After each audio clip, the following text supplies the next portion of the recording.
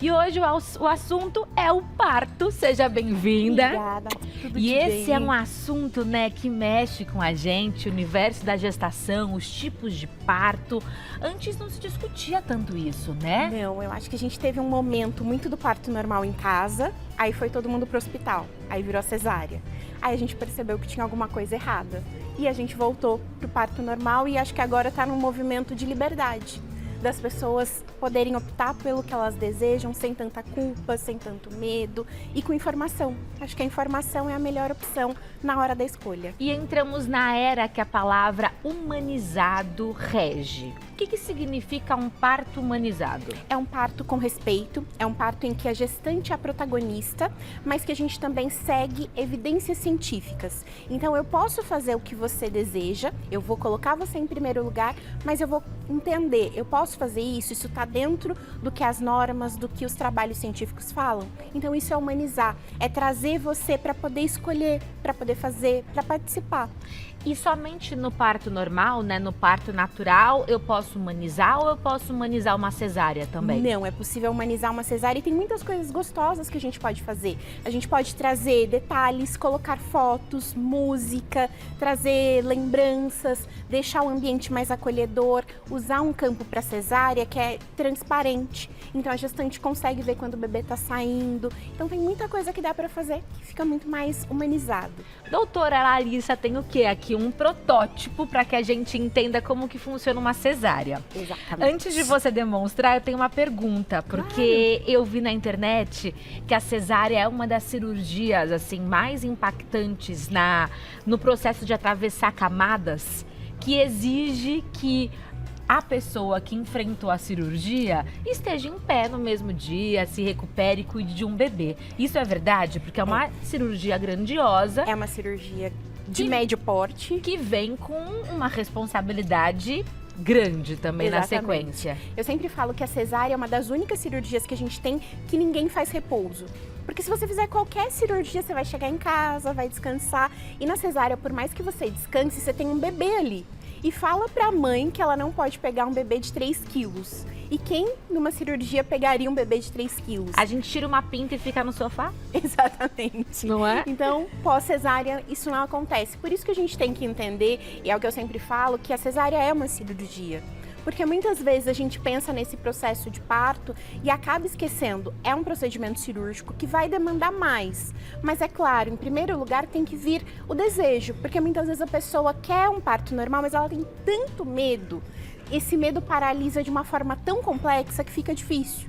Então é importante entender, conhecer, igual aqui, entender as camadas, tudo que a gente passa, entender por que às vezes demora, por que depois fica doendo um pouco, porque é um processo cirúrgico. Mostre pra gente então que processo é esse. Então aqui a gente tem uma barriguinha com um bebezinho ali. Começamos com a pele, então a gente faz primeiro essa incisão da pele. Logo depois da incisão da pele, a gente já cai aqui, vou virar um pouquinho mais, que eu acho que aí vai pegar melhor, no tecido de gordura. Então aqui temos tecido de gordura, essa capa amarelinha.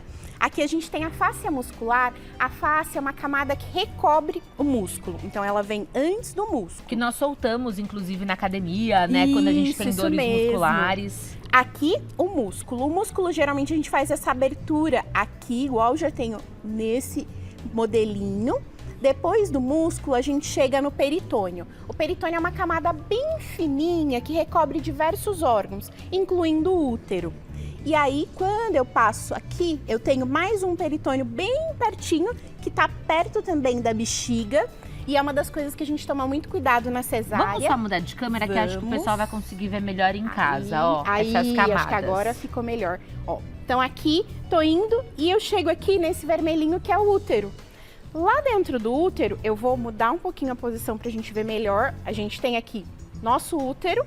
Quando a gente abre o útero, a gente ainda tem mais camada. Nossa, como o bebê fica protegido. Super protegido. Ele tá protegido por essa telinha aqui que seria a bolsa amniótica. Então a gente consegue fazer a nossa cesárea aqui, tirar o bebezinho. Quando o bebezinho nasce, ele nasce ligado ao cordão umbilical. Certo. A gente toma muito cuidado para deixar o cordão ligado pelo maior tempo possível, para oxigenar para o bebê. Aí a gente tira a placenta que junto vem com um restinho de bolsa amniótica e solta aqui o bebezinho que fica com a mãe. Uau, parece simples, né? Só girando assim o zíper, abrindo. Quantas camadas foram no São total? 7 camadas. 7 camadas. 7 camadas. É um processo. É um processo. É um processo, por isso que eu falo, é uma cirurgia. É que a gente muitas vezes fala da cesariana, vira e mexe, eu atendo pacientes, eu pergunto, você já fez alguma cirurgia? Não. Ah, como que seu filho nasceu? Ah, foi cesárea. A pessoa esquece que cesárea é cirurgia. Por isso é importante a gente entender todo esse processo para que as coisas fiquem mais fáceis da gente escolher. Porque aí a gente entende por que dói, por que a recuperação demora mais e tudo que passa. Acho legal mostrar aqui, mas também trouxe um pouquinho pra gente entender do parto normal. Com certeza. Porque senão a gente fica, nossa, mas tá demonizando a cesárea. Não é nada disso, mas é importante entender. Para o parto normal acontecer, alguns processos precisam acontecer. Então aqui eu tenho uma das coisas que todo mundo sempre pergunta, talvez você já tenha ouvido. O bebê tá encaixado?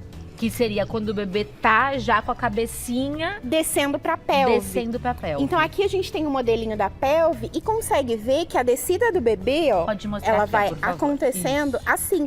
E a gente tem alturas. Então quando o profissional de saúde avalia, quando ele faz o toque vaginal, ele consegue sentir e perceber essa altura E da por isso pelve. que se fala, ai, a sua barriga está mais baixa. Exatamente. É porque essa quando- descida. É essa descida. Mas isso aqui não é necessário antes do trabalho de parto. Então ninguém precisa que o bebê desça durante 36 semanas, 37 semanas. E o fato dele não ter descido ainda não é impeditivo para que o parto aconteça. Então, esse exame de toque, que muito era feito no passado na consulta pré-natal, hoje não é mais não realizado. tem indicação nenhuma. Só tem indicação de fazer exame de toque vaginal se a paciente tiver sintoma. Por exemplo, fui na consulta, eu tô com muita dor, tá me incomodando muito. A gente faz o toque. Parece que a bolsa rompeu, a gente avalia e talvez precise fazer o toque. Mas ficar tocando pra ver a bacia, ai, a bacia é boa ou não é, isso a gente já não faz mais. Porque a gente sabe que mesmo às vezes em bacias que parecem ruins, o bebê pode encontrar uma posição e ele pode nascer.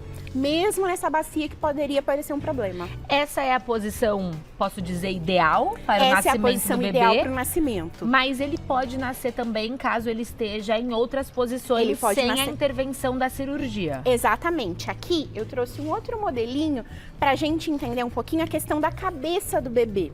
E eu gosto muito desse modelo porque fica fácil de ver que se eu tenho o bebê, por exemplo, na transversal, a cabeça dele vai ter um diâmetro maior e fica mais difícil. Quando eu rodo e coloco nessa, o diâmetro fica menor. Então é mais fácil para o parto acontecer.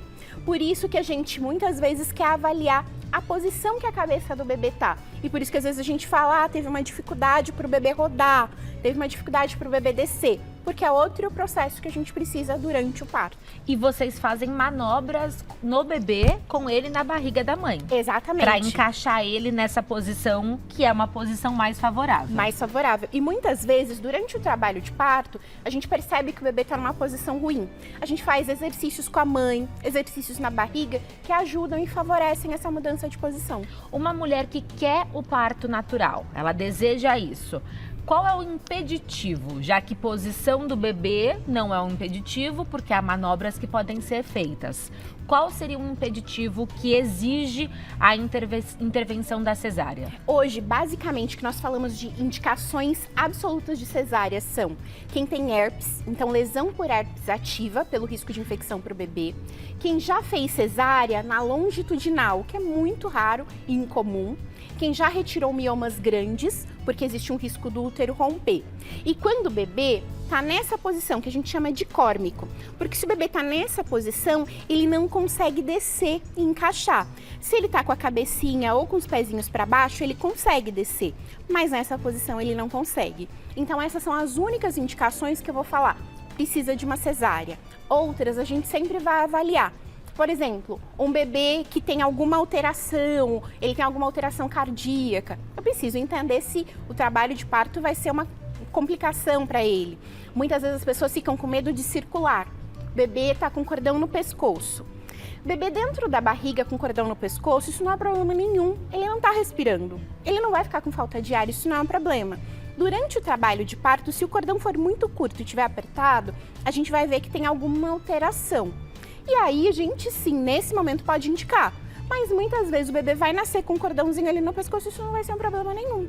Tem alguns tópicos também que estão diretamente relacionados ao parto, que é o sexo. O sexo é um deles.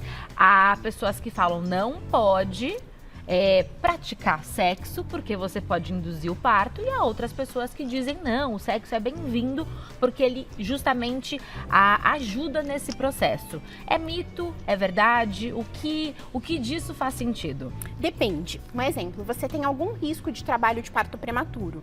Então, se existe um risco de trabalho de parto prematuro, esse movimento do sexo pode sim pode complicar e pode evoluir para um parto. Porque durante o sexo a gente sabe que existe uma liberação de ocitocina, que é um hormônio que está ligado ao trabalho de parto.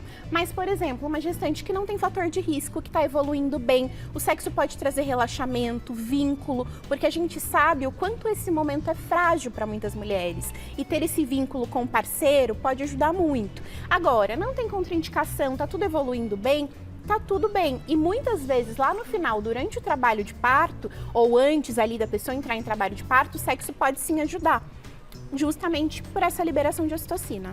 Movimento do bebê na barriga. A falta do movimento numa reta final da gestação é um indicativo de que algo não está bem? Eu posso estimular o bebê de alguma forma? Pode sim. E a gente muitas vezes vai conseguir, a gente não vai sentir tão perfeitamente o bebê. Mas muitas vezes, a maioria das vezes, o bebê vai estar nessa posição, que a gente chama de posição cefálica, pezinhos para cima, cabecinha para baixo. Então, o que a mãe vai sentir muitas vezes? Ela vai sentir chutinhos aqui onde estão os pezinhos e vai sentir uma coisa durinha aqui onde está a cabeça. Ela não está sentindo ele mexer por um período, o que ela pode fazer? Estimular. Estimula nas áreas em que ela sente que o bebê mexe mais e que ele responde. Dá umas batidinhas, conversa com ele. Come alguma coisa. Então, comeu alguma coisa, estimulou a barriga, muitas vezes o bebê vai mexer. Não mexeu, mesmo com o estímulo, tem que procurar ajuda. E mães de primeira viagem, não sei vocês, mas eu achava que, por exemplo, o bebê, ele ficava assim. E não é, né? Não. Ele fica torcidinho. Inclusive, eu trouxe esse bebê justamente por isso. Aqui é um bebê de 30 semanas, então mais ou menos 7, 8 meses. Ele fica todo torcidinho.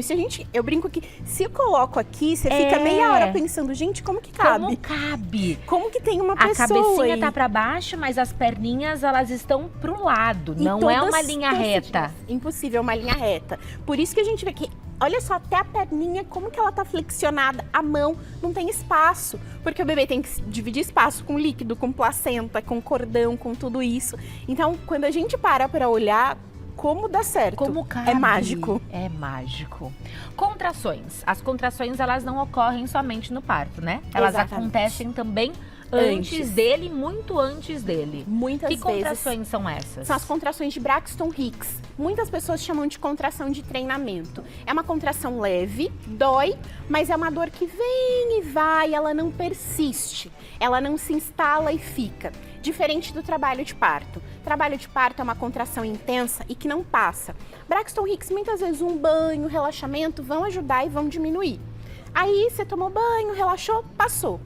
Trabalho de parto, você toma banho, você toma um analgésico leve, a dor continua. Então é através dessa dor intensa que eu sei que eu entrei em trabalho de parto. Exatamente. Porque não é igual nos filmes. Não. Não terei aquela água toda, obrigatoriamente. Não. Exatamente. Muitas vezes a bolsa vai romper antes do trabalho de parto, ela pode romper durante o trabalho de parto e pode só romper durante o nascimento. Então tem muitos momentos que ela pode romper.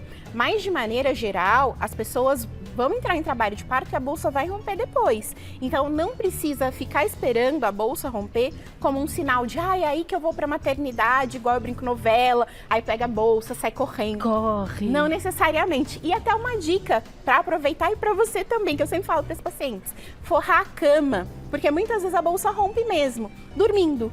Então, forrar a cama com tapete pet, levar tapete pet no carro, porque se a bolsa romper e você tiver que ir pro carro e imagina o caos que é aquela bolsa rompendo, o carro e leva a bolsa e todo mundo desesperado, mas nem sempre isso vai acontecer. Charlotinha, vou pegar emprestado. E para encerrar, queria só terminar fazendo uma pergunta para você sobre algo que hoje em dia tem se falado muito, que são os blues, que é o momento delicado que a mulher enfrenta após o nascimento do neném. Por que isso acontece? São muitas coisas. Primeiro, a gente tem uma dosagem hormonal muito alta e aí de um dia para o outro isso cai. A gente tem uma mudança de foco, né? Durante a gestação, durante os 10 meses, a gestante é o foco. E aí, de um dia para o outro, passa a ter outra pessoa junto com ela dividindo o foco. E muitas vezes nem dividindo como prioridade.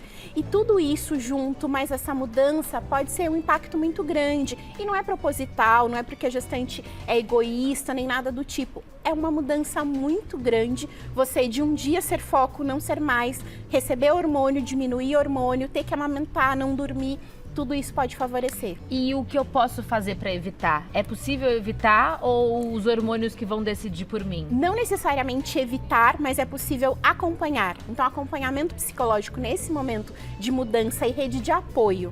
Principalmente uma rede de apoio que entenda que esse momento é sensível, que esse momento é delicado. Doutora Larissa, maravilhosa, sempre com a gente aqui no Mulheres, e você encontra mais sobre ela, sobre esse trabalho belíssimo, e pode também tirar suas dúvidas no @DRA Larissa Cassiano. Larissa com 2 S, Cassiano também, tá? @DRA Larissa Cassiano. Sigo aqui impressionada, como cabe. Obrigada. Obrigada, doutora. Muito obrigada.